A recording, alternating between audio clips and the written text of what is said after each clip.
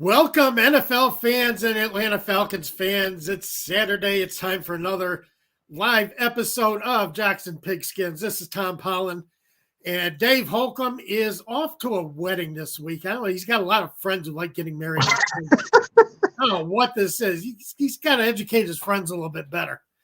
You know, we don't do weddings on Sunday. During this, especially during the season, Especially during the season. You got it. But with me, and,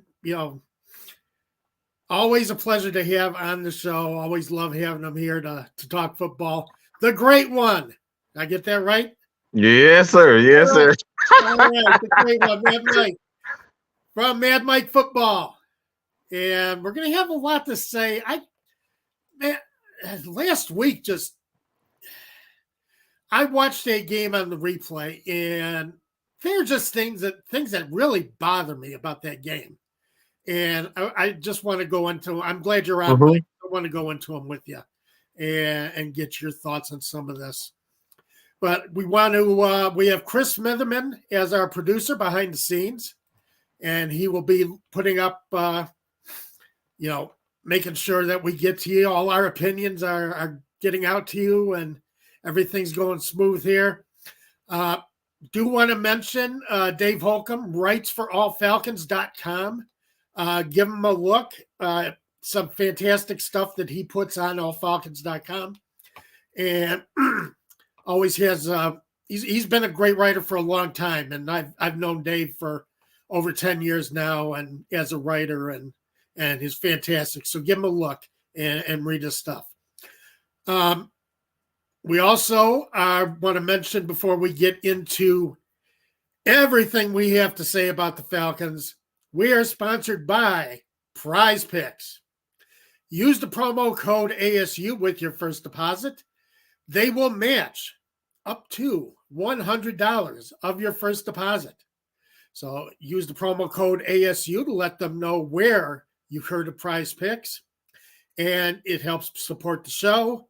And boy, anything that helps support the show, please help support the show. Come on. So, but there's a lot of great stuff on Prize Picks these days. The NBA season's starting. So you got NBA is on Prize Picks now. So you got a lot of choices there every day, not just Sundays, and not just college football. So go get some of that NBA action. A lot of player props that you can go over or under on, and then see how good you are. I'm going to have a few player props later on in this show, and see if you can beat me.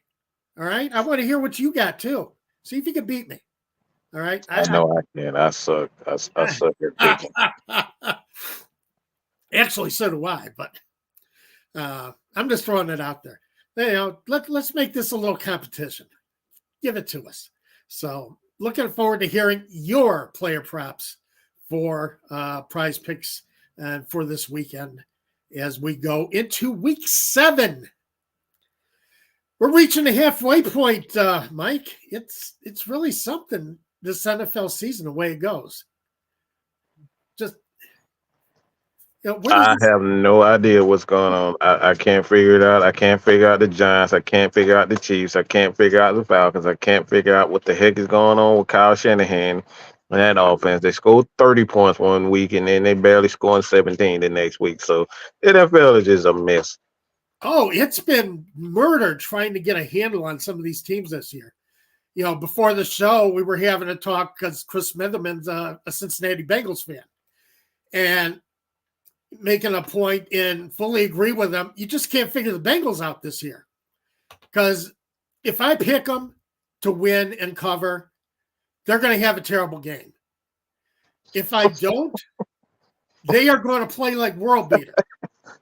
And it just drives me nuts. I cannot get a handle on that team this year. And one of many that I cannot get a handle on this year. So this is one of those seasons that's really rough to follow. But one of the things that I want to look at first, man, the Falcons did everything right last week.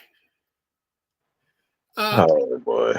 They Total yards, Washington 192, Falcons 402. Passing yards, Falcons 296, Washington 121.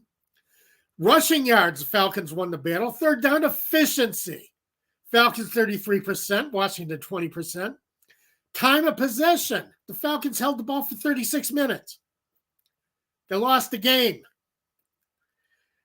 And very specific spots where I think they lost the game.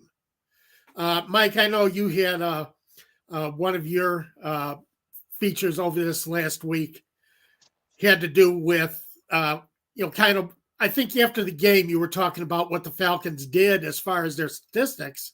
Yes. And looking good and not being able to, hang on just a second. Zozo wanted to get out of her drawer and she couldn't, so I had to let her out. But she likes sleeping in the top drawer in the dresser during the winter when things start getting colder. So really, that's that's interesting. Something. But some things that I liked. Finally, a strong first drive for the Falcons because they have been terrible. They have not gone over the first half over under yet. They have been under the first half total every game this year. And again, last week, even though they scored a touchdown, on the first drive, it was a great first drive. So, I think we got an idea of what Van Jefferson can do for this offense because he was wide open. It's just too bad Ritter. To me, it seems like if Ritter has to put any air under the ball, he's got problems. He's got accuracy issues. I don't know if you've seen that too, but it seems to me like if he's going deep, if he's got to put air up under the ball, it's a rough thing for him to be on target. If he's throwing darts, he's deadly accurate, but not when he's got to put air under the ball. So, but it was nice to see Van Jefferson behind the defense, a Falcons receiver behind the defense. I like that. Yeah, Matt Ryan kind of spoke on this in his article with Josh Kendall. The issue with Ritter, he can make all the throws. He has all the ability for his throwing skills and whatnot. But for whatever reason, in certain spots during the game, the touch has been an issue. Like for me, watching him, like I'm not concerned with any part of his game. I'm not concerned about any part of it. I think he's done a wonderful job in the fourth quarter coming back. He leads the NFL in that. He's 12th in the league in passing, 6 touchdowns, eight, I believe it's 8 or 11 total touchdowns. So he can run. He can run the daily appearance, but he can run. He can run. He's scored 2 or 3 touchdowns, so I think that's 8 on the season. 6 interceptions. So I'm not. Look, I know that a lot of Falcons fans want to see more from Desmond, especially with guys like Kyle Pitts, Bijan Robinson, Tyler Algier, Drake London. He has all the weapons to be a good quarterback. He has all the weapons. All right. A solid offensive line. They're doing a good job protecting him the last few games.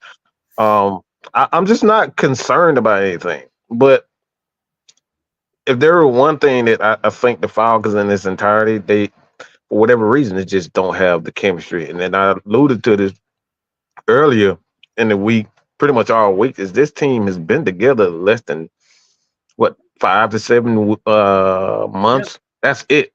And like they're still 12th in the league in passing. They're still I believe 15th or 16th overall in just total offense. So the offense is efficient. They could do a lot better. So I like I said, I just think it comes down to crucial mistakes and crucial time. And I think that has a lot to do with just experience, the lack of experience. And part of it, I think, comes down to the fact that Smith didn't play his starters in the preseason. Yeah. Yeah. You got a fresh team that's trying to gain some consistency together, trying to get to know each other. And you don't give them a chance in a game situation. I know it's the preseason. You're all playing against guys who are going to be, out in the work world, after the third game. But you give everybody a chance to kind of get on the same page, and they just never had that chance. Right. Yeah, and training camp is not the same. It's not the same speed. You can't do that in training camp. You got to have a game. So, but see, and you make a great point, because I think up to 2 weeks ago, I called out Desmond Ridder that we needed to see more. And we had to see him do more than dumping off to Bijan Robinson. Robinson was tied for the lead on the team in targets. Mm-hmm. And you can't have that on a team where you got Kyle Pitts and Drake London. And Matt Collins has been a good receiver for him too. Mm-hmm. And what he's done the last couple of weeks, he's getting the ball to his big guys, and he's doing it effectively. He's putting the ball between his big receiver and the defensive back. And, just perfectly placed balls. I love it. And he's really made some improvements over the last couple of weeks as to how he's using these big receivers. He's figuring it out. And I like that. Yeah, like I said, it's not a lot that I'm seeing from this. Outside of maybe moving around a bit more, using his leg, he definitely has the athleticism to be able to make plays. I think, like I said, outside of that, I'm not concerned about the interception in the end zone. Those things happen. It was just a miscommunication. He threw it up in the air expecting, I believe it was Drake in the back of the end zone to sit in that spot. But Drake, I think he went to the back of the end zone. It's just miscommunication. Right. So it's like I said, those are just communication issues, and they're going to get better. This is their second year together. And for the most part, like outside of Kyle Pitts, I like how the Falcons stop using Kyle Pitts as if he's a receiver. The last couple of weeks they've used him as though he's a tight end, and now you see him get comfortable. Just use him like Kyle Pitts is a phenomenal athlete, but let's be real, he is a tight end. Let's use him like a tight end. Let's use him like we use Tony Gonzalez, those guys, Travis Kelce. He's a tight end, people. All right. He's definitely electric, but he's not a wide receiver. And you can see it in his route runner. He's not a very good route runner. He needs to improve, but if you use him as a tight end, that's when you can get the best out of the Falcons offense. And they've been moving the ball the last few weeks. They have back-to-back 300-yard games. So they're moving the ball offensively. It's just in those crucial moments, we get those penalties and those interceptions and those drop passes and the fumble by Bijan Robinson. Things like it just compound. Yeah, it is. Right. This team isn't good enough to be able to overcome multiple mistakes in a game. And, they're good enough to win, I think, any game that they go out on the field to play. Especially with this defense. I keep saying this defense is a playoff defense. All right, this defense can take you to the playoffs if you let it. Not take you to the playoffs, but they're not going to keep you from the playoffs. They're going to keep you in games. Right. And, and that's something we haven't seen out of the Falcons for a couple of years. Mm-hmm. A defense that can make stops and get you the ball back. And see, and this is one of the problems I have with last week's game is I think Arthur Smith put the team in some bad holes that they couldn't climb out of. And I think some of it was coaching. And I think he made some terrible decisions. Do you realize that the Commanders scored 3 touchdowns, only needed 90 yards of offense to score those 3 touchdowns? 90 yards. That's bad. The special teams breakdown led to a touchdown, the 61-yard Jamison Crowder return. Going for it on 4th and 3 at the Commanders' 48. Okay. If it's 4th and 1, I can see you going for it because you can either run or pass. You got more options. 4th and 3, they know you're passing. I have no problem with the play call. I have a problem with the fact that they were going for it on 4th and 3, especially with their defense playing so well. Because you put your team behind the 8 ball because you gave the Commanders a short field and they took advantage of it. Sometimes your defense is not going to hold an opponent to field goals. You want to see that, but you're putting your defense in a hole, and that's tough on them. Yeah, I didn't like the force when you have a defense that playing as well as they have. They haven't gotten a lot of turnovers, and that's another thing that's not helping. Right. The offense. Outside of Jesse Bates, the Falcons just aren't turning the ball over. They're getting pressure. They got 5 sacks last week. So the sacks are coming. I'm not concerned about the pressure. I know a lot of Falcons fans want to see more, but the Falcons defense is so much better. They're a top 10 defense. They are. They're top 10. Look, there's no reason to panic. This is the thing.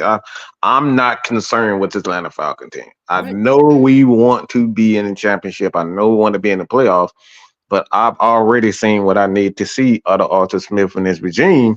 It's just like you said, Arthur Smith. He's a young guy. Arthur and I about the same age. Okay, that tells me everything that I need to know. All right, we're about the same age. He's going to make mistakes. This is his 3rd year as a head coach. A head coach. Guys like Bill Belichick has been in this game for well over 30 years. He's going to go through those rough patches where he's going to make mistakes and he's going to make dumb mistakes like that. Coordinators, though. He's been an offensive coordinator. He knows these things. He's learning how to really use his staff and trust his staff. I think that's the most important thing of being a head coach is learning how to trust your offensive coordinators, your defensive coordinators in certain situations.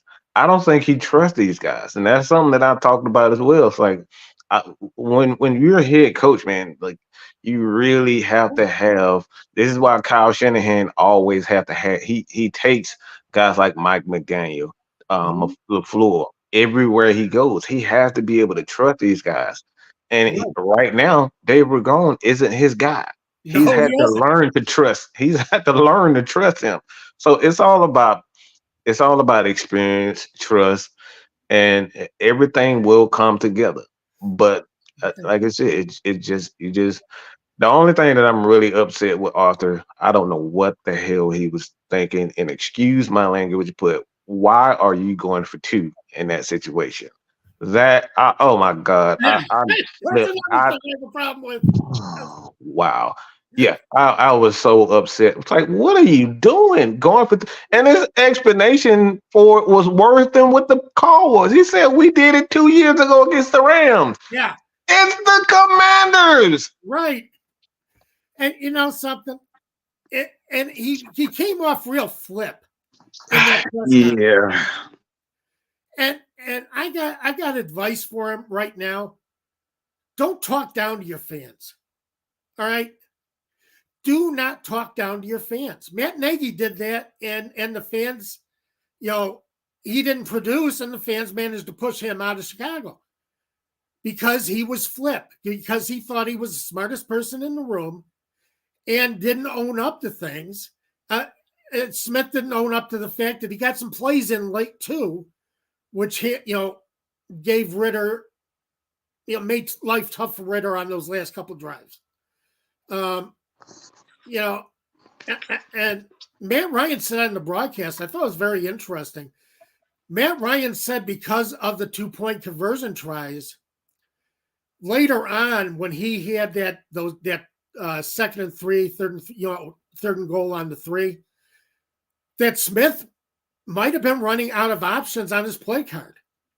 And I think that might be why Smith got plays in late. because he used a couple of plays on the 2-point conversion, now he's on second and third, third and goal, second and goal. You can't use all your plays. Best area. And I think Smith was looking on that Denny's menu and trying to find, a third and short play that he can go in with.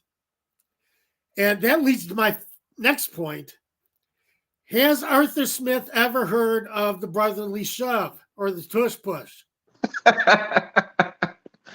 It's funny because Kim was talking about that on the show behind the scenes. It was like, why are we're not using every aspect of Desmond Ritter's game. He's a big guy. He's athletic. He can move around. I just don't.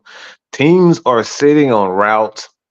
They're leaving the edges for the most part, except on the right side, but the left side of the offensive line, like those are spots where Desmond can run. It's like we've seen it on the goal line, but we haven't seen it between the. It's wide open. This is one of the reasons why I'm like, Arthur, maybe you have too many weapons, and right now he's. I think it just Bijan Robinson is such a dynamic player. I think he's just falling in love with that guy, and like I said, it's easy to fall in love with Bijan. Yes, sure it is. And he just I love him. I mean, take it slow. Mm-hmm. You're right. I think he falls in love with him, but it doesn't always have to be difficult. It's the point I'm making. It never always has to. It can always be something simple, like putting your fullback, putting Tyler Algier behind Desmond Ridder and pushing. Yeah, letting the ball get snapped and letting these guys just push him into the end zone. Mm-hmm. Right. It doesn't said exactly that too. That's exactly what Kev said. And sometimes I just think Smith likes to think he's smarter than the room. And that can be a danger to a coach. Everybody runs the tush push now. Everybody, even the Bears run it. Yeah. It's simple. It's just simple. Sometimes you just. And you can rarely stop it. It's tough to stop. I've only seen it stopped a couple of times. Mm-hmm. Right. So, if you're on time, if everything is timed right, you're going to get that first down. They would have gotten that 2-point conversion if they had just, pushed Ridder into the end zone. But yeah, I have a problem with that 2-point conversion too. I didn't like seeing it. I didn't care for it. Kick the extra point because now you still have that thought in the back of your offense's head. We not only have to get the touchdown, we still have to get another 2-point conversion. Right. All right. That's putting extra pressure on your offense. You don't want to do that. All you want your offense thinking of is putting the ball in the end zone, getting the extra point. We'll take the sucker to overtime. The way our defense is playing, I will take my chances on overtime in this game against your chances, Ron Rivera's chances in overtime. So, that's the way I look at it. But it's just me. You have to lean on the defense. Like the Falcons have one of the toughest defense in the league right now. These guys are they're flying around the ball. Ryan Wilson, look, the Falcons need to find a way to give him a mansion in Afghanistan, a mansion in the UK, all across the US. Make sure this guy is comfortable. Give his wife whatever she wants. Take on a trip to Hawaii to make sure he does not go anywhere. That guy has been absolute one of the best all-season signings for the Falcons. That dude is amazing, and he's going to be an NFL head coach. Look, I love what he's doing. He's transformed this front seven for the Atlanta Falcons. These guys are getting pressure. They're not getting a ton of sacks, but they're getting a lot of hits, a ton of pressure. And last week, look, Grady Jarrett, those guys are saying, look, the sacks are going to come. and they came. So I'm not concerned, man. I love with this Falcons, but he has to learn to keep it simple when your defense is playing well. Yeah. Well, and that's the thing. Again, you get stopped, or was it? I got it noted down here.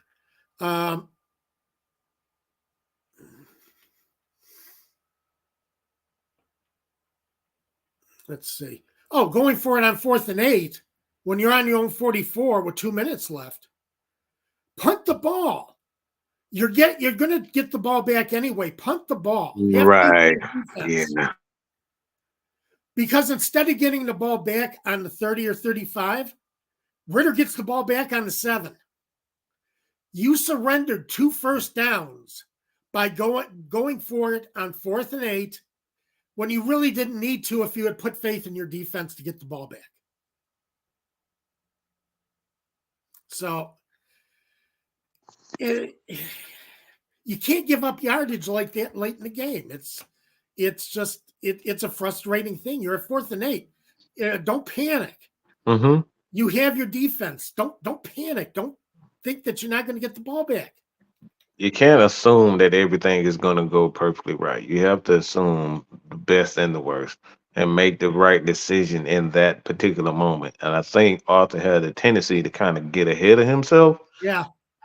And I think that's the issue. It's nothing wrong with having supreme confidence in your team, but sometimes it's like you have to think about, all right, what if this goes wrong? What would be the consequences? And I think that's what he's getting ahead of himself. I'm saying have faith in your team. The way they played, you've given up 3 scores on short fields. You've given up nothing on long fields. All right. Your defense is playing right at the peak of its ability. That's a great point. Have faith in these guys. Because they did get the ball back, but not where they should have gotten the ball back. And it's just frustrating to see because you really handicapped Ritter, because the farther you got to go, the more likely you're going to make a mistake. And especially late in the game when you're under 2 minutes. So just it was rough to see. And I don't think Smith, sometimes maybe it is, maybe trusting his coaching and trusting his staff and trusting his players in those situations. But I don't think he put his team in the best position because I don't think he trusted the guys who were doing a great job. So what you're trying to tell me is that he's being Dan Quinn. Yeah, sounds like you're trying to tell me because that's exactly what Dan Quinn. He Dan Quinn used to drive me crazy with the exact same. Like I said, I understand having faith in your team, but you have to make, and like Caleb says, you have to play the situation, right? The situation. You can't get ahead of yourself. You gotta play the situation. Right. So, but it was frustrating to see because, again, you win everything in the game except for the final score. And that's the frustrating thing. It does happen a lot more than you may think. If you look at statistics after each game. Oh, right. Losing time of possession, losing total yardage. But it doesn't take much to turn the tide on an NFL game, considering how much talent is on both sides of the ball. So, the only thing the defense did wrong is they didn't hold the Commanders the field goals on those short fields. Mm-hmm. Right. Typically, I think they kind of they didn't run the ball, but it kind of reminded me of last year where they gave up a lot of first down passes. Like I think they were on first down. I think they 3. They gave quite a few times. They gave them like 5 to 7 yards on first down, When you giving up 5 to 7 yards on first down, it's like you're already behind the eight ball. You have to be a lot less aggressive, and then in some situations you have to be incredibly aggressive. And they do things like they did. We check the ball down to Robinson and just took advantage of their aggressiveness. And see, this is what happens when you give those short fields. Like, Yeah, yeah, it's a tough thing, and I say it didn't take much to give the Commanders that kind of advantage, and that won them the game. And it's unfortunate because, yeah, I agree with you. I think Ritter threw that end zone ball, that end zone interception off his back foot too, which means the ball was floating. But yeah, I think he was expecting I think he was expecting London to post up his defender in the end zone, right. and he Yeah. didn't. Yeah. And I think there's, again, Ritter has a tendency to kind of get his feet crossed up, but I think that was due to the fact that he constantly has pressure up the middle. Um, but that's one thing that he has struggled with it is his footwork. That'll get better. But for the most part, Dave Ragone is a good quarterbacks guy. He knows how to get quarterbacks ready. So I'm like I said, I'm not concerned. We have TJ Yates. He have Matt Sharp that's there. He has plenty of guys that's Oh going to yeah, help him get there. So I'm not concerned about the development of any quarterback on the Atlanta Falcons. You see Logan Woodside. Everybody threw him in the trash, but he got to Atlanta. He improved as a passer. So I'm not concerned with those things. It's just the Falcons have to do a better job of protecting their right. young quarterbacks and protecting their defense. Don't put your defense in bad spots. Yeah, yeah. As I said, I wanted to see more of Ritter 2 weeks ago when I was on the show. I think we've seen more of Ritter, and I like what I've seen. But I want to keep seeing that improvement, keep seeing him grow, and he is a pressure quarterback. Um, I think they had asked either Bijan or Matt Collins or somebody about Ritter's how he handles the huddle when Mm-hmm. he's in a 2-minute situation against regular in the game. They're like, he's as calm as ever. Mm-hmm. Yeah, he's and that translates to your teammates. That does a lot. That makes a big difference. I call them black eyes. I call them black eyes. I love it. Oh, going from Matty Ice to Black Ice. Okay, Black eyes. I I'm love all it. I for love it. it. And you can see it. He doesn't get flustered.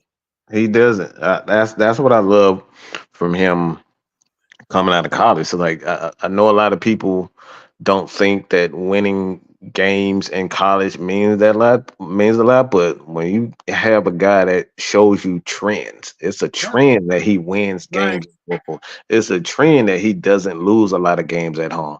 That is a trend. He's showing you that he has the ability to have that makeup of what a dominant quarterback is supposed to be.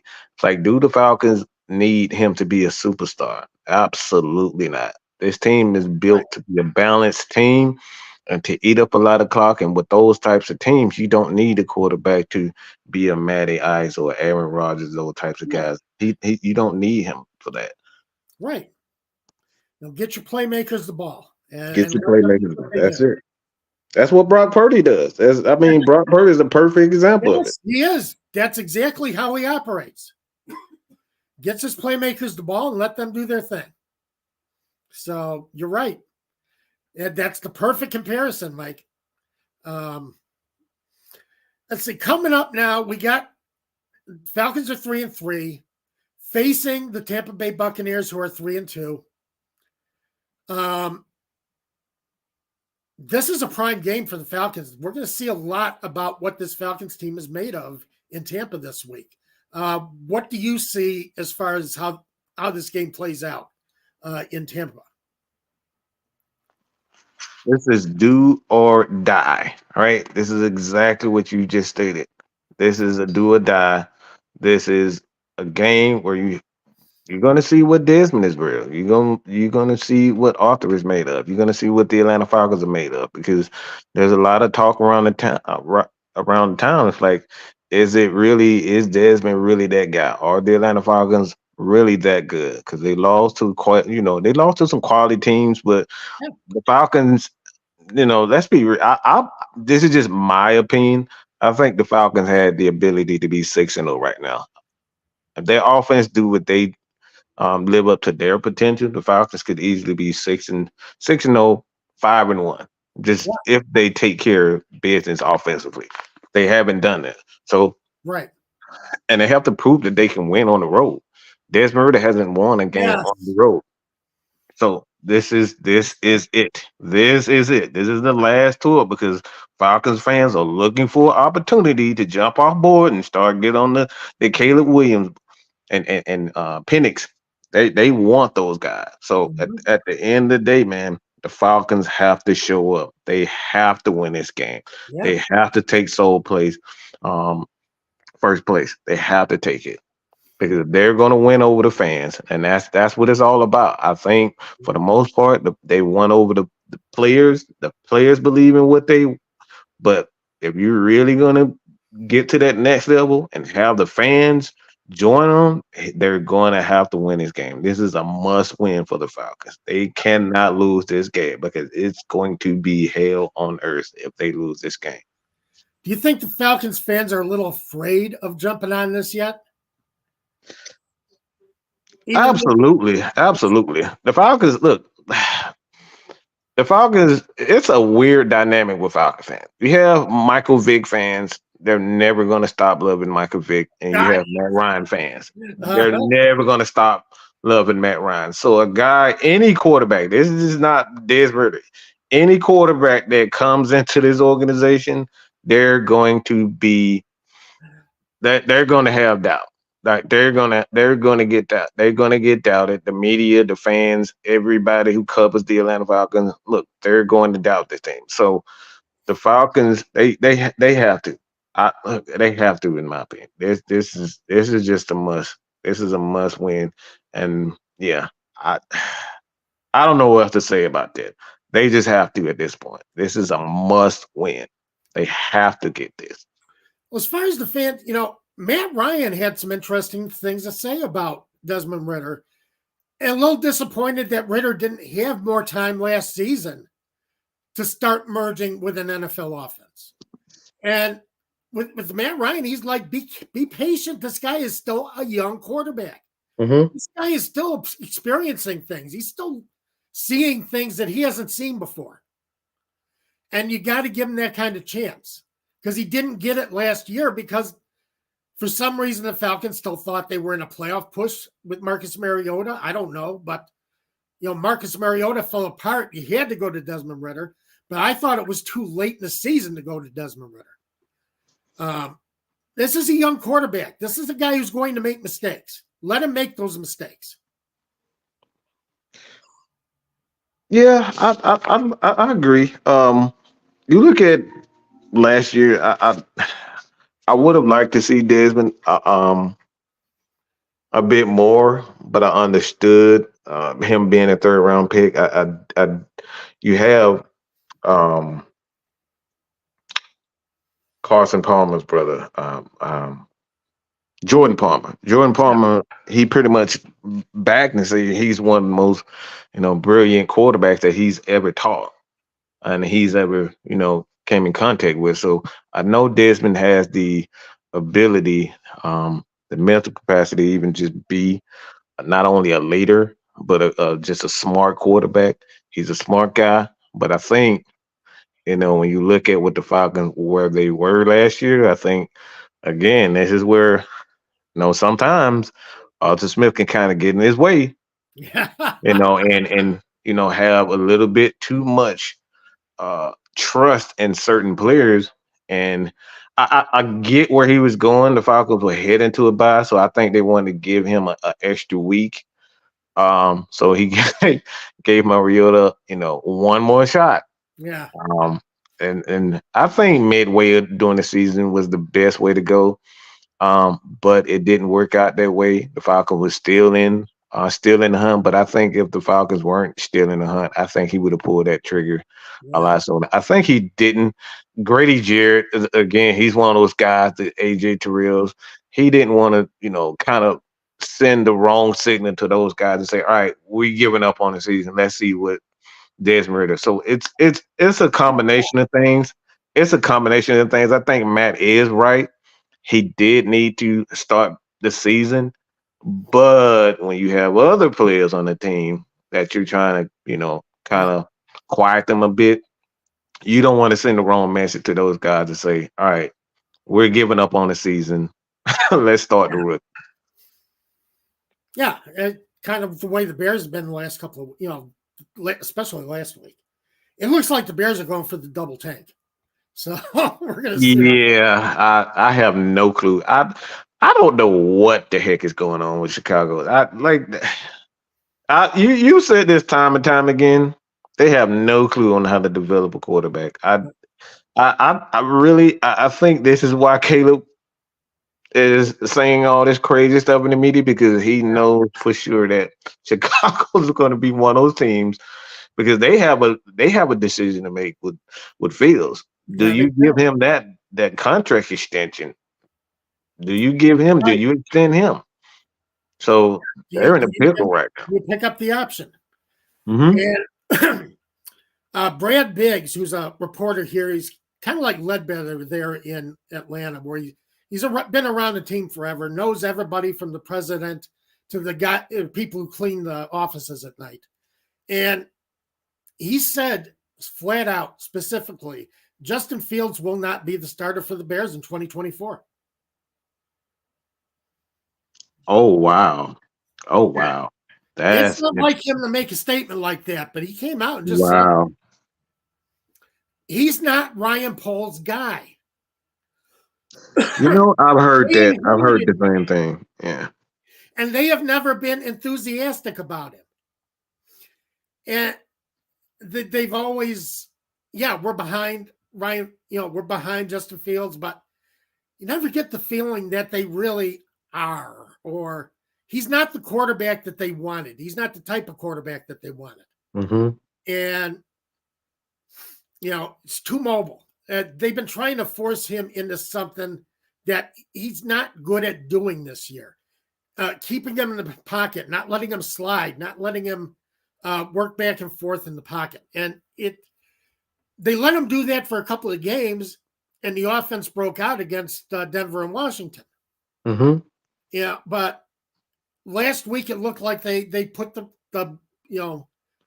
put him under wraps again and didn't let him really do what he could to extend plays or find receivers.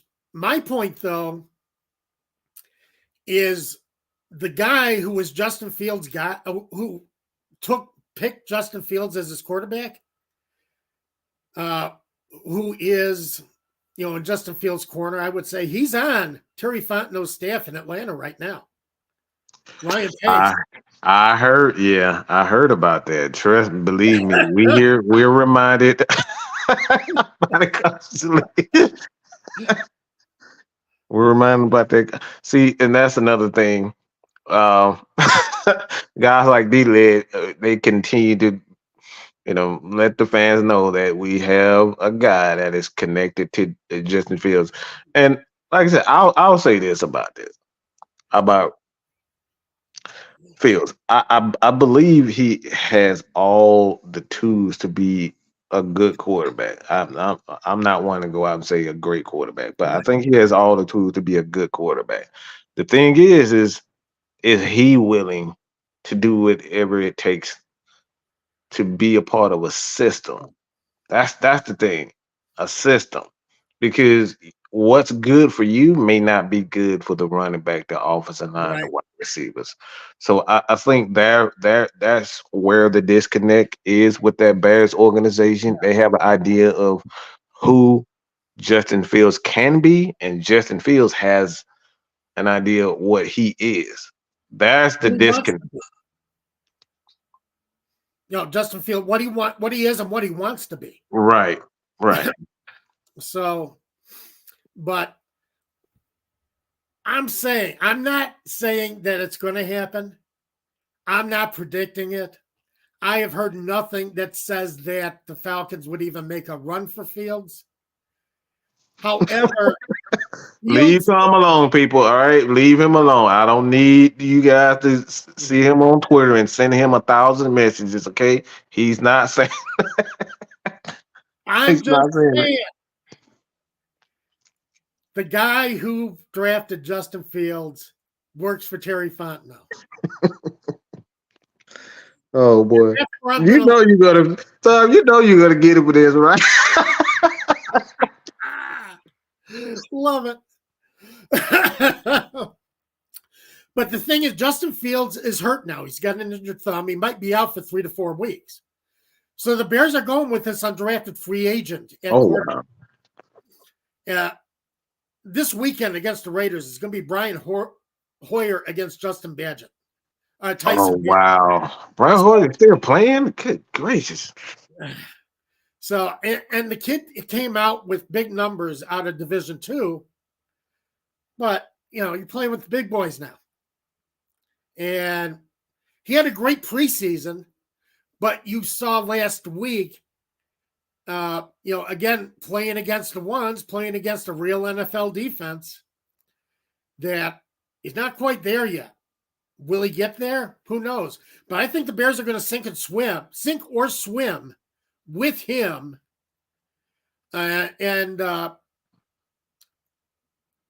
Instead of go ahead and finish at the bottom of the league again. Yeah. And try and get that, a generation, make another chance at a generational quarterback. Yeah. I have a question for you. Yeah. How do you think Fields is going to feel about this? That's the biggest thing, because obviously he's going to want to play once he's healthy. So do you think the Bears should sit him? No, they're going to play him. If he's still on the roster, you still got the trading deadline coming up in 2 weeks. Right. If he's on the roster, he'll play. Can he stack enough good games at the end of the season to get his option picked up? Okay. That's where everybody's thought process is. Can he stack the performances? Because he's shown what he can do. He's had great performances, but he's not been able to stack them. And that's been a problem. And that's why Chicago fans are kind of back and forth on where he is in his development. Is he the guy? Isn't he the guy? Is it Luke Getsy's system? Is it, is it the coaching? Is it not the coaching? Is it Fields? Everybody keeps going round and round in circle on it, because there's no single answer that anybody that is apparent. Because Fields has the talent because he shows the talent. Right. But he doesn't show the talent enough and on a consistent basis. So that's kind of where everybody's sitting, and it's going to be interesting heading into the second half of the season. But I'm just saying, the red and black might look good on Justin. So,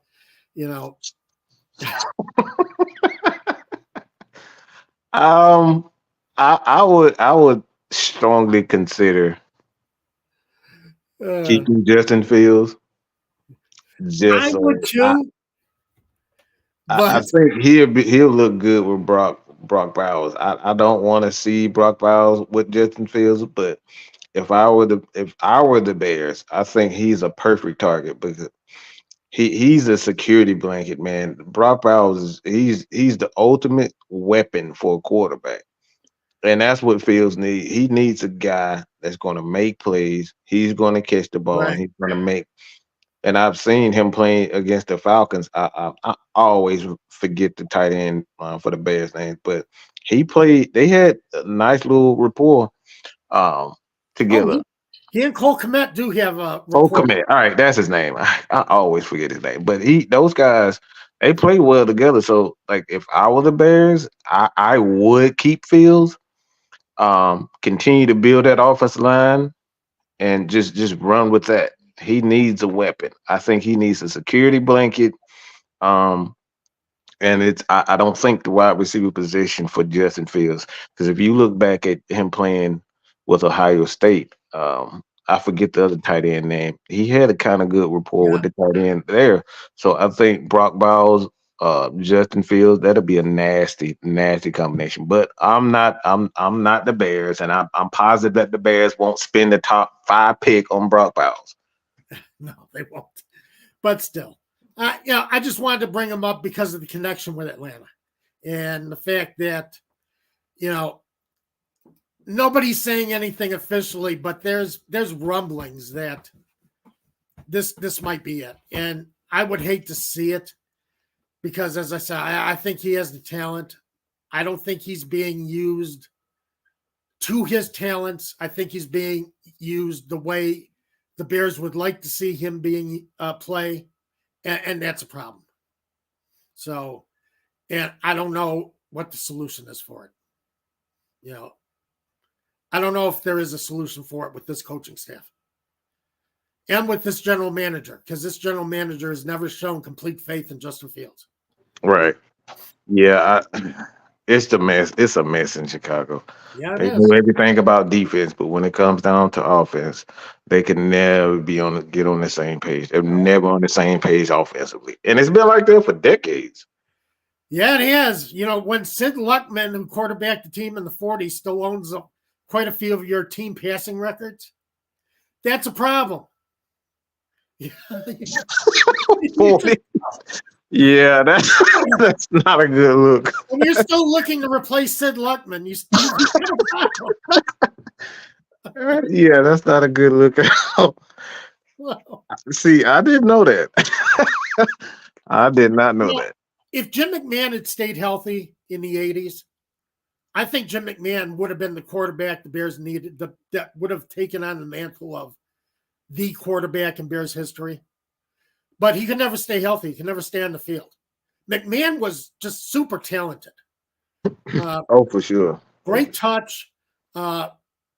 Football smart. He only had to watch tape once to know what was coming at him, in the next game. He could never stay healthy. And that killed the Bears returning to any more Super Bowls.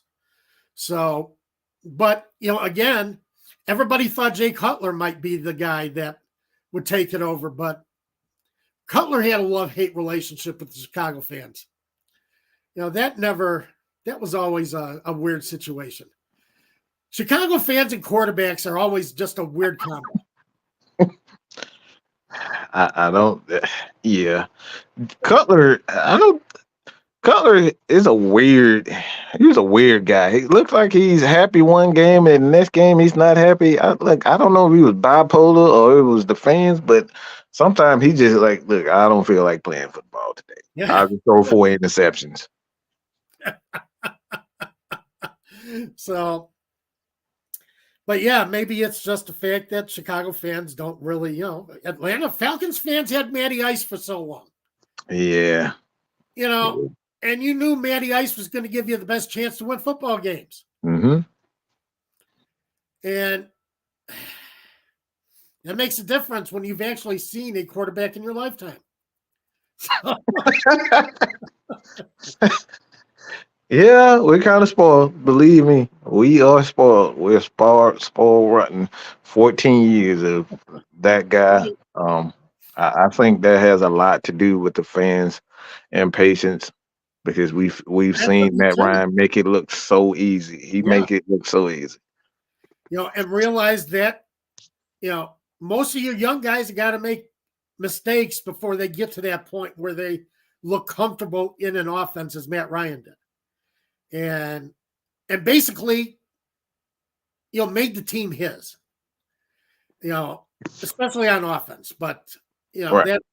That's just, it's not an easy thing. And let Ritter try and continue to grow into this role. Because I agree with you. I think there's a lot of good things we can still see out of him. There's still a ceiling for him. So, going to get to the part where I make a few predictions for this week. Mike, you got any predictions for games this week? Who you feel is going to come out winners? Who's looking good against their opposition this week? I'm horrible at picks. I will say this. I like how the Giants played, but I don't like how Saquon Barkley sounds like. I don't know what his problem. He acts like he wants to win. Then look, dude is bipolar. I would say for the NFL, the game that I'm paying close attention to is that Lions Ravens game. Oh yeah, That's going to be a slobber knocker. I yeah. have to. I love old school defense running game. I want to see that. I want to see particularly both teams running game. That's because I believe that the Detroit Lions are the real deal. So do I I. believe they're the real deal. Yeah, I believe it too. They're nice, balanced. They throw the ball well. They run the ball well. They play good defense. They get turnovers, and when they're at home, you know, they're electric. But they're going to be on the road, so I think that's the game that I'm focused on. If they beat the Ravens, they come out with that win. I don't think is any doubt in my mind that they're the best team in the league. Yeah, I agree. The Lions actually are getting 3 points against the Ravens. 3 points. Okay. They're one of my picks this week. They have won 7 of their last 8 on the road. Oh, wow. Yeah. And the Ravens are just returning from London off and, did not take a bye week after their trip from London. And that's usually rough on a team. It wasn't rough on Jacksonville last week, but Jacksonville had spent 2 weeks in London. And then came back strong. So, but teams that go there then come back usually have a tough time on the return game if they don't take the bye. So I'm taking the Lions +3. I'm also taking the Cleveland Browns. They're giving 3.5 to the Indianapolis Colts. I think the Browns, their defense is just. They're surprising. They're definitely surprising. I didn't expect last week to happen. Well, I didn't expect that. PJ Walker looked terrible Right. in the preseason. He couldn't even make the Bears. Yeah. But I think that defense makes up for a lot of problems on offense. Mm-hmm. They have a nice front seven. That's for sure.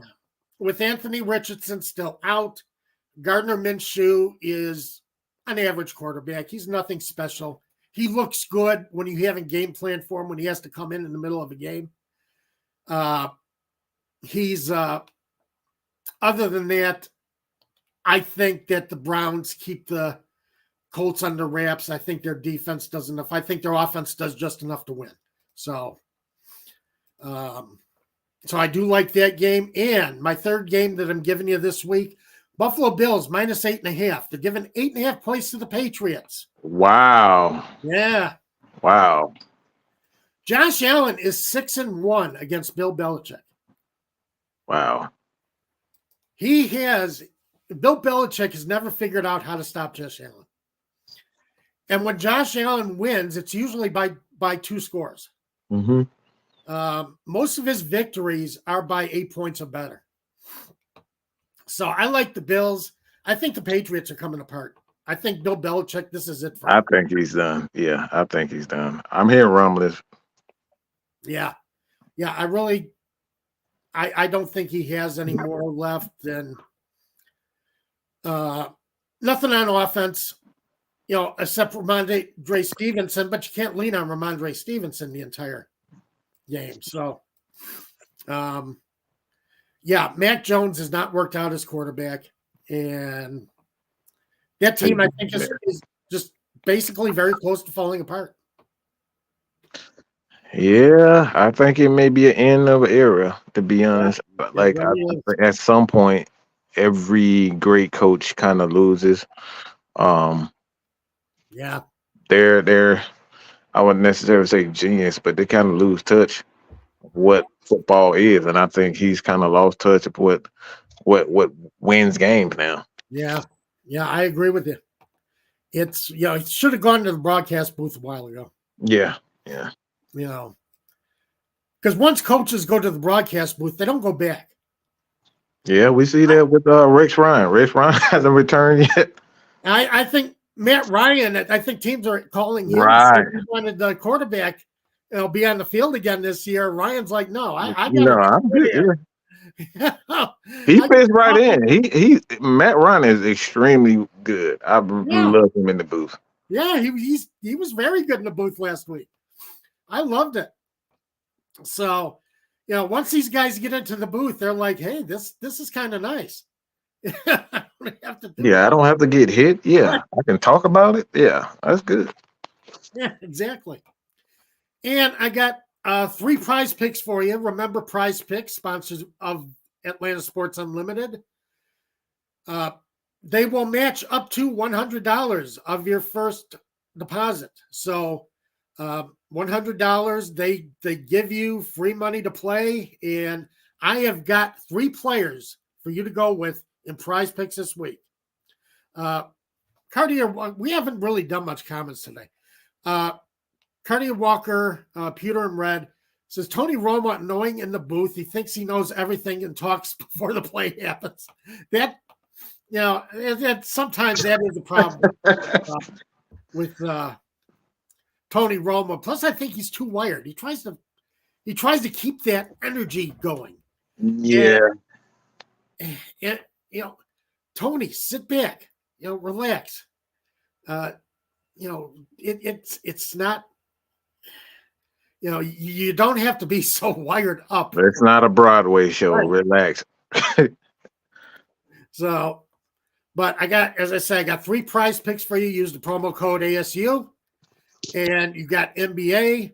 NHL is coming up. Our NHL season started, so you got them. You got a lot of things going for you on Prize Picks, so give them a try. First one, Deontay Foreman with the Bears. I'm taking him over 60.5 rushing yards. I think the Bears are going to be leaning on their running game this week, and I think Foreman is a punishing runner, a tough runner, and I like him against the Las Vegas Raiders, who give up a lot of rushing yards. So I do like Sam Laporta, tight end for Detroit, and very good tight end. This guy's going to be special. Yeah, he's sneaky good. Yeah. Over 42.5 receiving yards. I think he's been a favorite target of Jared Goff. I think he's going to stay a favorite target of Jared Goff, and I think he's going to do well against Baltimore this weekend. Matthew Stafford. 261.5 receiving yards. So I am taking Matthew Stafford over the number. Playing Pittsburgh, which is always rough. I don't know how Pittsburgh's winning. I don't get it. Because they got nothing on offense. Kenny Pickett is not it. I'm not a fan of his. But I think Matthew Stafford's gone over 260 yards 4 times this season. I think he does it again. Puka Nacua, who is also at Cooper Kupp, he's got both of them healthy. I love Puka Nacua. I love the name. He's my favorite NFL name right now. Right. I told Dave that last week. I said, that is my favorite NFL name right now. I looked him up last week, and I was like, that's his name. That's his name. So, from Samoa. So, Samoa turns out some good football players. They do. That's an interesting area. So, but Puka Nacua and Cooper Kupp is healthy, and they are ready to go off against Pittsburgh. Yeah, Matthew Stafford's going to take some sacks. TJ Watt eats. You're not going to stop him. But, I still think Stafford leans on his passing game pretty hard and gets that 261. Mike, we're out of time. That's an hour. Good gracious. Amazing. Amazing how this worked, but we fit a lot into it, I think. Been a pleasure having you.